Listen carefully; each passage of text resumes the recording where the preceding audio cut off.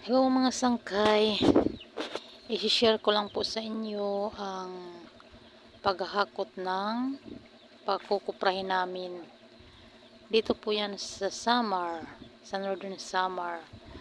Ganito po ang paghahakot namin pag wala po kayong alat, ang tawag sa amin alat, yung nasa likod po mga sangkay sa, yung inaano ba sa binababa.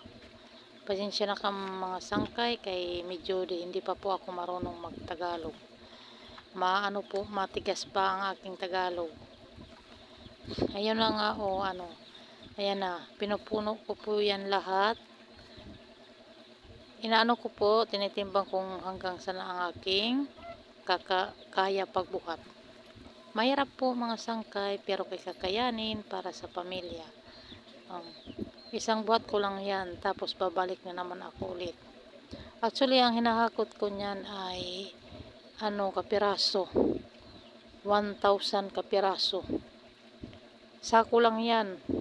Pagkatapos niyan, ang sakit ng katawan ko paghakot ko ng mga buko niyan. Mahirap pero kakayanin para sa pamilya. Yan lang.